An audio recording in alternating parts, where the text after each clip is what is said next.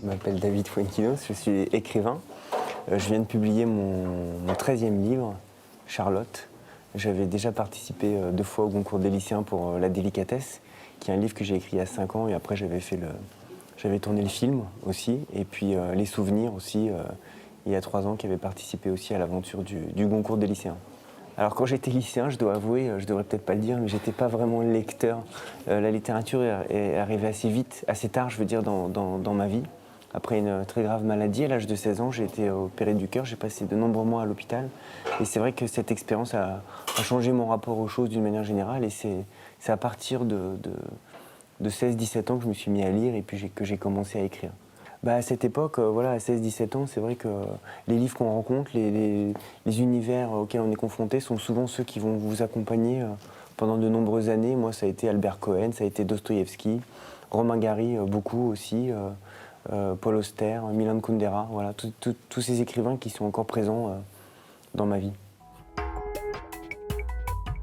Charlotte, c'est un livre sur lequel je travaille depuis des années, puisque à l'origine, j'ai découvert l'œuvre de Charlotte Salomon, c'est l'histoire d'une peintre qui a existé entre 1917 et 1943, une vie brève et tragique. Et c'est vrai que l'origine de ce livre, c'est la confrontation avec ses œuvres que j'ai découvertes à 8 ans, qui ont été pour moi un bouleversement total, esthétique et puis aussi émotionnel, parce que c'est une œuvre autobiographique, donc elle raconte son histoire, cette jeune femme dans l'Allemagne des années 30 qui a traversé la Seconde Guerre mondiale, qui a un destin tragique, qui est une jeune femme qui pourrait être un exemple, qui est de force, de courage, mais au-delà des thématiques, je crois que ce qui est important, c'est que chaque écrivain amène les lecteurs dans un univers, peu importe le thème, peu importe le contexte historique. Ce sont des histoires qu'on raconte. Là, il y a de très bons livres dans la sélection.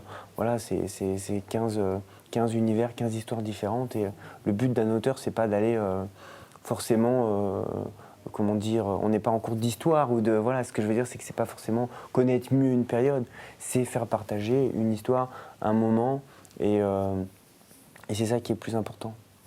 Ce livre m'a demandé beaucoup de recherche parce qu'il y avait très peu de documents. Moi, j'ai du mal à comprendre d'ailleurs pourquoi elle n'est pas plus connue, parce que c'est une artiste majeure, c'est un génie de la peinture pour moi. Et j'espère qu'au-delà de mon livre, ça permettra aussi de la redécouvrir. J'ai bon espoir d'ailleurs, parce qu'il va y avoir des expositions qui vont arriver en France et je suis très heureux de ça.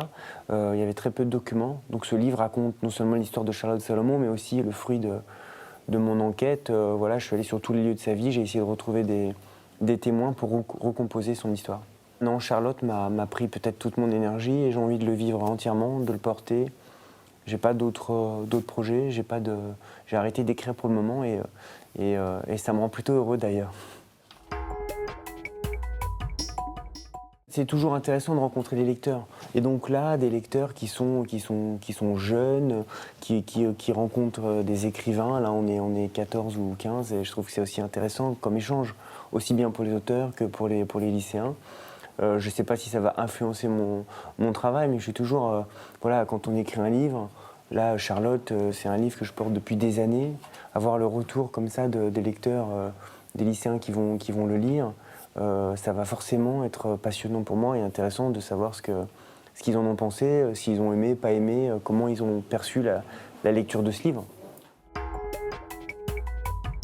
Alors ce que j'aurais envie de dire aux lycéens, c'est d'abord moi la littérature, quand elle est rentrée dans ma vie, a changé ma vie, l'écriture aussi. Alors tout le monde n'est pas obligé d'aimer lire, tout le monde ne va pas écrire forcément, mais j'espère que certains lycéens vont être modifiés par cette expérience qui est très riche tout de même, de pouvoir lire des auteurs contemporains, rencontrer les écrivains.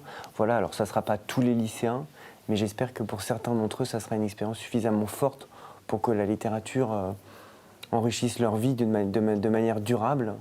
Comme moi, voilà, les livres ont changé ma vie à l'âge de 16 ou 17 ans quand j'ai commencé à lire.